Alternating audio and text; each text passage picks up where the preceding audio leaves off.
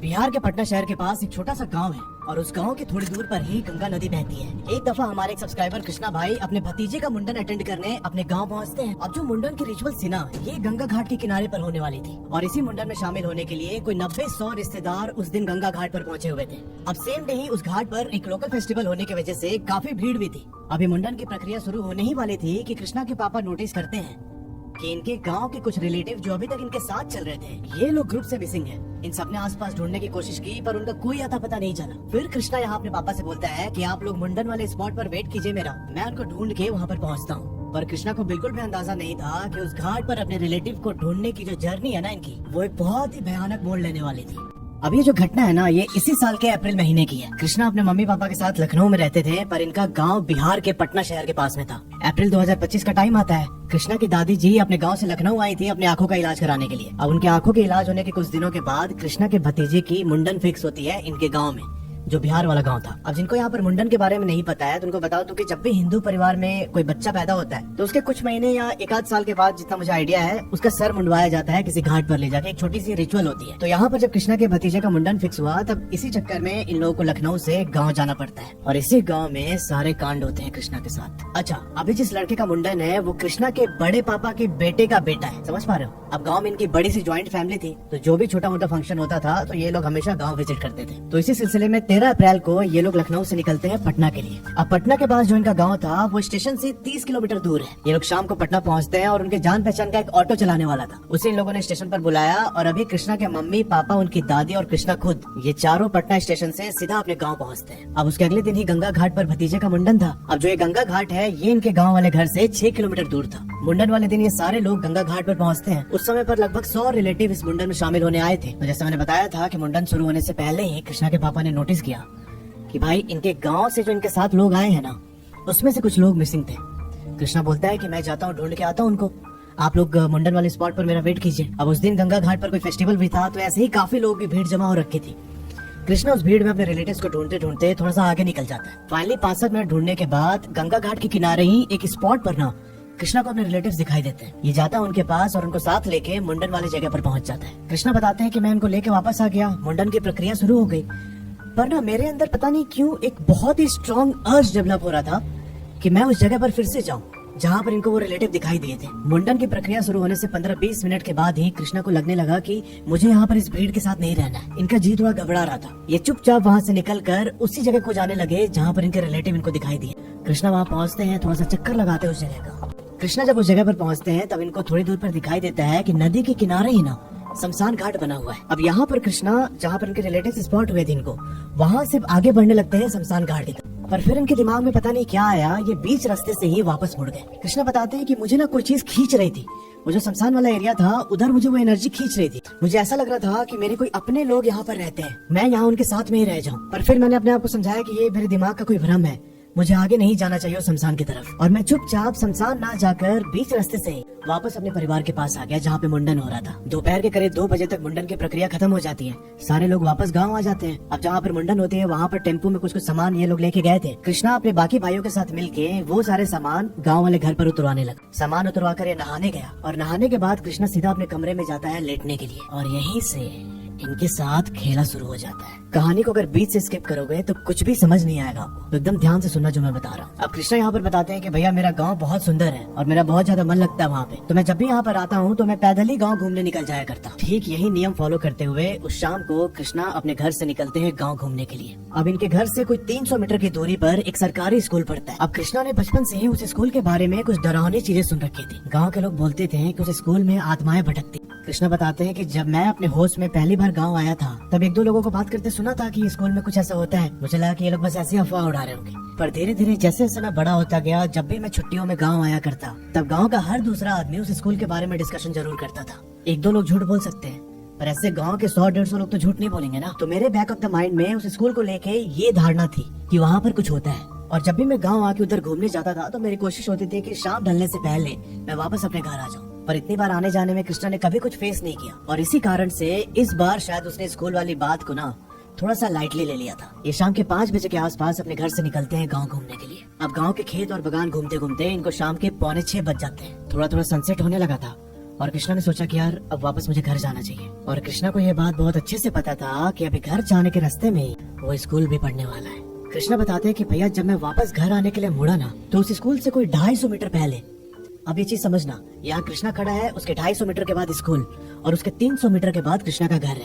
तो ये बताते हैं कि उस स्कूल से 250 मीटर पहले मुझे ऐसा एहसास हुआ कि कोई मेरे साथ साथ चल रहा है। मैंने एक दफा अपने कदम रोक के पीछे गर्दन घुमाया कि कौन है, पर वहाँ पर कोई भी था नहीं, एकदम सन्नाटा, और मैं अकेला उस रोड पर अपने घर की तरफ जा रहा था। मैंने अपने कदम तेजी से बढ़ाने स्टार्ट किए और थोड़े ही टाइम में मैं उस स्कूल के बिल्कुल करीब पहुंच चुका था। अब यहाँ पर स्कूल की जो बाउंड्री थी वो लगभग 3.5 फीट की है और वो बाउंड्री गाँव वाले रोड से एकदम लगा हुआ था।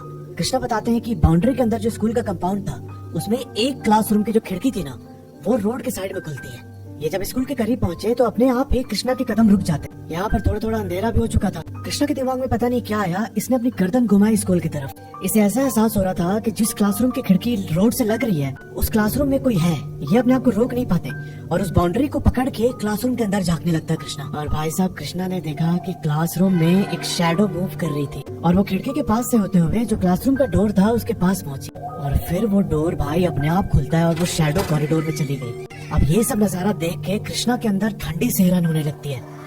इसे यहाँ डर लगने लगा और इसने तेजी से अपने कदम घर की ओर बढ़ाने शुरू कर दी। घर अभी भी 300 मीटर दूर था पर कृष्णा को अपने घर की लाइट दिखाई दे रही थी थोड़ी थोड़ी। अब यहाँ स्कूल से 80 मीटर आगे जाते ही रोड की साइड पर इनके कुल देवता का मंदिर था। कृष्णा बताते हैं कि वो ना बिल्कुल छोटा सा एक मंदिर है रोड के साइड पर और कोई भी बाउंड्री वगैरह कुछ नहीं है। मुझे इतना ज्यादा डर लग रहा था कि मैं चुपचाप जाके उसी मंदिर के पास बैठ गया। उस स्कूल से लेके मंदिर तक पहुंचने तक के बीच में मुझे एहसास हो रहा था कि कोई है जो मेरे साथ चल रहा है, पर मैंने बिल्कुल भी रिएक्ट नहीं किया। मैं चुपचाप उस मंदिर के पास जाके बैठा और मैंने यहाँ पर अपने बड़े पापा को कॉल किया। कृष्णा के बड़े पापा गांव वाले मार्केट गए हुए थे और उनको भी वही स्कूल क्रॉस करके वापस अपने घर आना था। कृष्णा ने कॉल करके पूछा कि बड़े पापा कहाँ पर हैं आप? तब उसके बड़े पापा ने बोला कि मैं स्कूल के पास पहुँच गया हूँ, बस घर आ रहा हूँ थोड़ी देर में। कृष्णा के अंदर थोड़ी सी हिम्मत आई। इसने मंदिर के पास से स्कूल की ओर झांकना स्टार्ट किया कि कहाँ पर है इनके बड़े पापा, पर वो बताते हैं कि उनके बड़े पापा कहीं दिखाई नहीं दे रहे थे उनको। और कृष्णा की इतनी हिम्मत भी नहीं हो रही थी कि ये बिना उनके अपने घर चले जाए वापस। ये चुपचाप उसी मंदिर के पास बैठ के अपने बड़े पापा के आने का वेट करता रहा। कृष्णा बताते हैं कि जितनी देर मैं वेट कर रहा था मुझे ऐसा लग रहा था कि मंदिर के जस्ट बाहर ना कोई खड़े होके मुझे घूर रहा है बहुत बुरी तरीके से। और कुछ टाइम के बाद ही किसी के गुर्राने की आवाज मेरे कानों के पास सुनाई थी। वहाँ मंदिर के पास एक डंडा पड़ा हुआ था तो मैंने एक घेरा बनाया रोड के साइड से मंदिर तक और मैं चुपचाप उस घेरे के अंदर जाके मंदिर की ओर मुंह करके बैठ जाता हूँ। वहाँ हाथ जोड़कर मैं अपने कुल देवता से प्रार्थना करने लगा कि मेरी रक्षा कीजिए। और ऐसे प्रार्थना करते हुए मुझे 1.5-2 मिनट हुए थे कि मैंने देखा कि मेरे बड़े पापा मोटरसाइकिल पर बैठ के मेरी ओर आ रहे। मैंने इनको हाथ देकर रुकवाया और चुपचाप पीछे बैठ जाता। पर भैया जब मैं उस मंदिर के प्रांगण से बाहर निकलकर अपने घर की ओर जा रहा था मोटरसाइकिल पे तो मुझे ऐसा एहसास हुआ कि मेरे सर पे कोई बैठ गया है। मुझे अजीब तरीके से पेन होने लगा। मैं बड़े पापा को बता भी नहीं सकता था कि क्या हो रहा है मेरे साथ। धीरे धीरे वो दर्द मेरे सर से होते हुए कंधे पर आ गया। मैं चुपचाप बिना कुछ बोले अपने गांव वाले घर पर पहुंचता हूँ और जैसे अपने गांव के चौखट पर मैं उतरा मोटरसाइकिल से वो सारा दर्द गायब हो गया। मुझे अभी भी यही लग रहा था कि ये सब मेरे दिमाग का वहम होगा। मैंने किसी से कुछ नहीं बताया। अब अगले दिन कृष्णा के पापा अपने काम की वजह से वापस लखनऊ चले जाते हैं। यहाँ पर कृष्णा और उसकी मम्मी रह गए थे। अब गांव पर सारे रिलेटिव के बीच इनका मन भी लग रहा था तो इन्होंने डिसाइड किया कि हम 7-8 दिन और रुकेंगे और उसके बाद लखनऊ वापस जाएंगे। ठीक ऐसा ही होता है। कृष्णा बताते हैं कि उन 7-8 दिनों में मुझे कुछ भी नहीं हुआ और मैंने भी शाम ढलने के बाद स्कूल की तरफ जाना अवॉइड किया था। फाइनली 8 दिनों के बाद मैं वापस लखनऊ आ जाता हूँ और मेरी नॉर्मल लाइफ फिर से स्टार्ट हो जाती है। पर ये किस्सा यहाँ पर खत्म नहीं होता है भाई। अभी इस टाइम पर कृष्णा और उसकी मम्मी के साथ कृष्णा की दादी जी भी गाँव से लखनऊ आई थी और फाइनली आता है 15 मई का टाइम। स्कूल के अंदर गर्मी की छुट्टियाँ स्टार्ट हो जाती है। कृष्णा अपने मम्मी पापा से बोलता है कि अब मुझे गाँव जाना है, वहाँ पर मेरा ज्यादा मन लगता है। इसके मम्मी पापा मान गए कि ठीक है भाई छुट्टियां पड़ी हैं, जाओ घूम के आ जाओ। तो 20 मई 2025 को कृष्णा अपनी दादी जी के साथ लखनऊ से पहुंच जाता है बिहार वाले अपने गांव पे। इस बार इसके मम्मी पापा नहीं आए थे साथ में। अभी 4 जून के आसपास कृष्णा के एक दूर की बुआ की शादी थी तो कृष्णा के मम्मी पापा डिसाइड करते हैं कि हम लोग सीधा शादी में ही पहुंचेंगे, तब तक तुम गांव पर जाओ। कृष्णा गांव आते हैं। इसके और भी कजन्स आए हुए थे, गांव के इनके दोस्त भी थे वहाँ पे। ये गांव की लाइफस्टाइल बहुत एंजॉय करने लगा। अब फाइनली 4 जून का टाइम आता है। कृष्णा की जो दूर की बुआ थी ना उनकी शादी एक मंदिर के अंदर ऑर्गेनाइज की गई थी। लड़के वाले से भी कोई म्यूचुअल अंडरस्टैंडिंग थी कि हम लोग शादी मंदिर के अंदर ही करेंगे। तो ये लोग शादी अटेंड करने उस मंदिर पर पहुंचते हैं। मंदिर गांव से 2-2.5 घंटे की दूरी पर था। कृष्णा बताते हैं कि वो एक बहुत ही बड़ा मंदिर था जिसका फ्रंट वाला पोर्शन ऐसे शादी के लिए लोग यूज करते थे और पीछे कोई भी ऐसे जाता नहीं था। अब उस मंदिर के अंदर शादी होने के बाद कृष्णा और उसके फैमिली वाले वापस गाँव आने के लिए तैयार थे। अब एक चीज और समझना, यहाँ पर शादी अटेंड करने कृष्णा का जो भतीजा था ना जिसका मुंडन हुआ था वो भी गया हुआ है। तो जिस गाड़ी में बैठ के ये लोग मंदिर पहुंचे थे उस गाड़ी के फ्रंट सीट पर कृष्णा के भैया उस छोटे बच्चे को लेके गोद में बैठे हुए हैं। कृष्णा पीछे वाली सीट पर बैठा था और उसके बाजू में उनकी दादी और एक और रिलेटिव थे। मतलब ये लोग 2 गाड़ी लेके गए थे और दूसरी वाली गाड़ी थोड़ी सी आगे खड़ी थी इनसे। अब सब लोग वहाँ से जाने से पहले अपना मिलना जुलना कर रहे थे।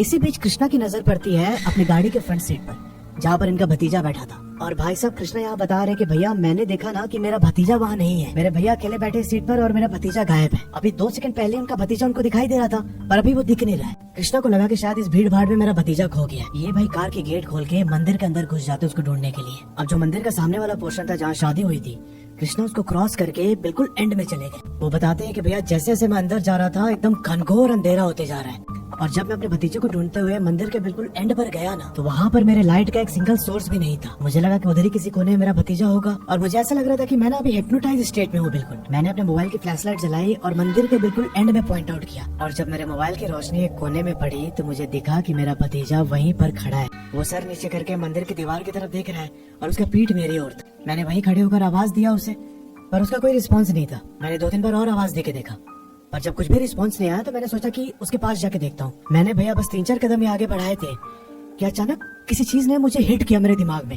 ऐसा लगा कि किसी चीज ने मुझे रोक लिया है। मैं थोड़ा होश में आया और मुझे रियलाइज हुआ कि मेरे अलावा उधर कोई है ही नहीं। मतलब अगर मैं अपने भतीजे को ढूंढने आया हूँ तो बाकी लोग भी होंगे ना मेरे साथ, पर उस घनघोर अंधेरे में मेरे और भतीजे के अलावा कोई भी नहीं था। मुझे जब थोड़ा सा डाउट हुआ तो मैं मंदिर के गेट की तरफ अपने फ्लैशलाइट को घुमाता हूँ, और तब मुझे पता चला कि भाई जो मंदिर का गेट है मैं उससे करीब 250-300 मीटर अंदर आ गया हूँ, और मुझे एक अंधेरे गली के अलावा कुछ दिखाई नहीं दे रहा था। मैंने अपने भतीजे की तरफ नहीं देखा और चुपचाप फ्लैशलाइट को मंदिर के गेट की तरफ पॉइंट किया, और अपने दिमाग में अनुमान बनाया कि मंदिर का गेट मेरे से 250-300 मीटर दूर है और मुझे बिल्कुल सीधे रास्ते पर जाना है। और ऐसा सोच के मैंने एक लंबी सांस भरी और सीधा दौड़ता चला गया मंदिर के गेट की तरफ। वो 250 मीटर का डिस्टेंस मैंने एक सांस में कवर किया। जब मैं मंदिर के गेट पर पहुंचा तो मैंने देखा कि भाई साहब मेरा भतीजा वहीं कार की फ्रंट सीट पर मेरे भाई की गोद में बैठा हुआ है। मैंने अपने भाई को जाके बोला कि सोनू तो खो गया था ना। तब मेरे भाई ने बोला कि कहाँ खोया था, मेरे ही साथ तो बैठा हुआ तब से, तुम कहाँ चले गए थे। और भाई ये बात सुनते ही ना कृष्णा एकदम थर थर कांपने लगता है। कृष्णा चुपचाप बिना कुछ बोले गाड़ी के पीछे वाली सीट पर बैठ जाता है, और सीट पर बैठकर ये उस मंदिर की ओर देखने लगा जहाँ से भाग के ये वापस आया था। कृष्णा बताते हैं कि मुझे ऐसा लग रहा था कि कोई चीज फिर से मुझे खींच रही है अपनी ओर। मतलब कुछ ऐसा फोर्स है जो मुझे मजबूर कर रहा था कि बस मैं गाड़ी का गेट खोल के वापस उस जगह पर चले जाऊं। मैंने बहुत हिम्मत करके खुद को रोका और मंदिर की तरफ ऐसे हाथ जोड़कर प्रणाम किया कि वो जो भी चीज है, अगर मुझसे कोई गलती हुई है तो मुझे माफ कर दीजिए। और ऐसा बोलकर मैं अपनी गर्दन सीधी कर लेता हूँ। फिर मैंने दोबारा उधर मुड़ के नहीं देखा। वहाँ से चलकर कुछ टाइम के बाद हम सब वापस घर पे आ जाते हैं, पर अभी गर्मी की छुट्टी खत्म होने में काफी टाइम, और ये पूरा टाइम मुझे गांव के अंदर ही बिताना था भाई। अब कृष्णा यहाँ पे एक बहुत इंटरेस्टिंग बात बताते हैं। जो गांव में इनका घर था ना, वो 2 पार्ट में डिवाइडेड है। एक पार्ट तो खुद कृष्णा के पापा जी का है और दूसरा वाला पार्ट कृष्णा के बड़े पापा का था। कृष्णा के बड़े पापा के घर में ग्राउंड फ्लोर पर 3 रूम थे और ऊपर वाले फ्लोर पर 5 रूम बने हुए थे। गांव में कैसे बड़े बड़े घर होते हैं और हवेली जैसे, तो वैसे ही कुछ घर का सेटअप था, एकदम बड़ा सा। कृष्णा बताते हैं कि मैं जब भी गांव जाता था तो अपने घर पर बहुत ही कम सोता था। मैं और मेरे कजन्स ने मेरे बड़े पापा के घर के ग्राउंड फ्लोर में जो एक कमरा था, उसी कमरे को अपना अड्डा बना के रखा हुआ है। जब भी मैं अपने गांव जाता तो अपने बड़े कजन भाइयों के साथ उसी रूम में मैं सोता था। अब यहाँ पर जनरली कृष्णा और उसके बड़े पापा के 2 बेटे, दोनों उससे बड़े, ये 3 लोग उस कमरे में सोया करते। अभी आगे कहानी बताने से पहले एक बार ना लेआउट समझना घर का। जो उनके बड़े पापा का ग्राउंड फ्लोर था, उसमें एक सेंटर डोर है जिससे एंटर करेंगे, और एंटर करते ही सामने 3 कमरे बने हुए।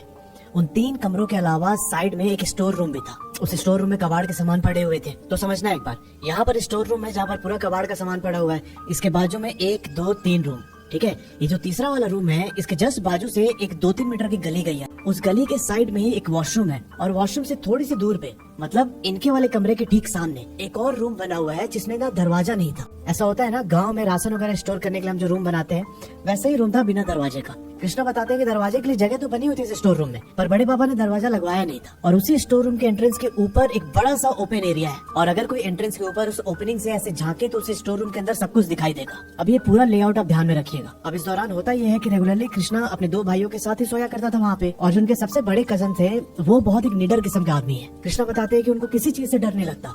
वो रात के टाइम भी खेत वेत में अकेले चले जाया करते थे। पर फिर एक रात कृष्णा के जो सबसे बड़े वाले कजन थे, उनको किसी काम से अपने एक रिलेटिव के घर पर जाना पड़ा। इस रात कृष्णा और उसका दूसरा जो कजन था, ये दोनों उस कमरे में अकेले सोने वाले थे। कृष्णा बताते हैं कि इस ग्राउंड फ्लोर के ऊपर जो फ्लोर है जिसमें 5 कमरे बने हुए हैं, उन्हीं में से एक कमरे के अंदर मेरे बड़े पापा और उनके वाइफ रहते थे। फर्स्ट फ्लोर के ऊपर छत आता है और छत पर टंकी बनी हुई है। अब गर्मी का टाइम था। कृष्णा का जो दूसरा वाला कजन है, ये शाम के 6:30 बजे उसी छत पर जाके टंकी से नहाने लगता। इस समय लगभग थोड़ा अंधेरा होने लगा था।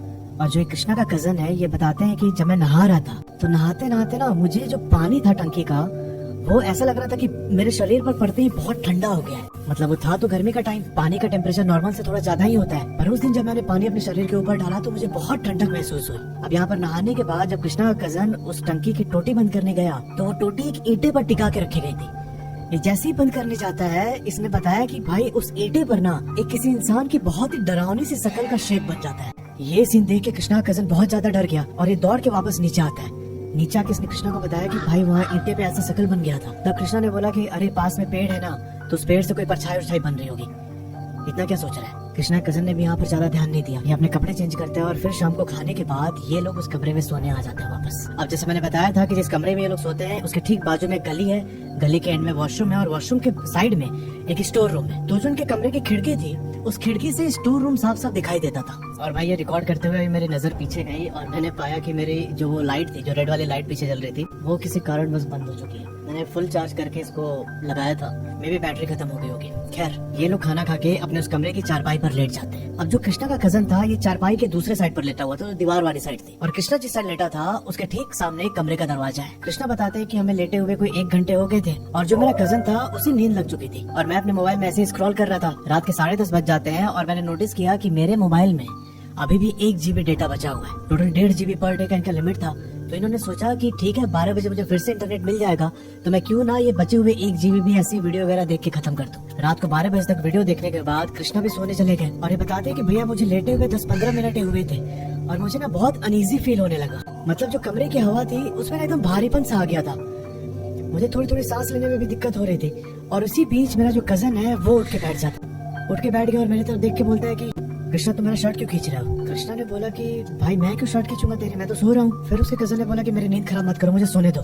इस समय कृष्णा को लगा कि शायद वो ना इससे मजाक कर रहा है, पर जो उसके कजन का फेशियल एक्सप्रेशन था उससे साफ साफ पता चल पा रहा था कृष्णा को कि ये बहुत सीरियस होकर बोल रहा है। ऐसे नींद से उठ के तो कोई मजाक करेगा नहीं। कृष्णा ने यहाँ पर ज्यादा कुछ बोला नहीं। उसे लगा कि शायद चारपाई में कोई कील वगैरह निकली होगी और उसी कील में इसका शर्ट फंस गया होगा और इसे लग रहा है कि मैं खींच रहा हूँ। यहाँ कृष्णा क्या करता है कि अपना करवट बदल के अपना मुंह कमरे के दरवाजे की तरफ कर देता है और इसी बीच लेटे लेटे इसकी हल्की सी आंख लगती है और आंख लगने के साथ ही कृष्णा को ना अपने कमरे के बाहर से पायल की आवाज सुनाई देने लगी। पायल की आवाज सुनते इसकी आंख खुली और फिर ये बताते हैं कि जब मैंने एकदम ध्यान से सुनने की कोशिश की तब मुझे कोई भी आवाज नहीं आ रही थी, पर जैसे मैं नॉर्मल होकर आंख बंद कर रहा था मुझे वो आवाज सुनाई देती बार बार। ऐसा लग रहा था कि कोई पायल पहन के बाहर जो वॉशरूम वाली गली है उसके अंदर वॉक कर रहे हैं। पहले तो कृष्णा ने इग्नोर किया कि हो सकता है ऊपर बड़े पापा और उनकी वाइफ रहती है, उनके चलने मिलने की आवाज आ रही है, पर ये चीज लगातार 1.5 घंटे तक चलती रही। धीरे धीरे उस पायल की आवाज की इंटेंसिटी भी तेज होने लगी और कृष्णा के अंदर एक बहुत अजीब तरीके का डर बैठते जा रहा था। वो पायल की आवाज अब इतनी ज्यादा लाउड हो चुकी थी कि कृष्णा से ना इग्नोर नहीं हो पाया और भाई साहब इसने डिसाइड किया कि मैं एक बार बाहर जाके देखूंगा। भाई यहाँ पर कृष्णा अपने बेड से नीचे उतर के कमरे के दरवाजे की तरफ जाने लगा। मैंने बताया था कि दरवाजे के पास में ही खिड़की है, खिड़की से बाहर स्टोर रूम दिखाई देता है पूरा। इससे पहले कि कृष्णा दरवाजे तक पहुँचता इसके कदम अपने रूम के खिड़की के पास रुक जाते। ये खिड़की के बाहर देखता है स्टोर रूम की तरफ और भाई मैंने बताया था ना कि स्टोर रूम के दरवाजे के ऊपर वो खाली एरिया है और ये देखता है कि भाई उस ऊपर वाले खाली हिस्से में से एक एकदम काले रंग की औरत ने अपना आधा शरीर बाहर निकाला है। उसका जो मुंह था वो भी थोड़ा सा ट्विस्टेड होके बाहर की तरफ लटक रहा था और यहीं पर ना कृष्णा की उससे आई कांटेक्ट हो जाती है। भाई साहब आई कांटेक्ट होते कृष्णा चिल्लाया जोर से और चिल्ला के वापस अपने बेड पर आ गया।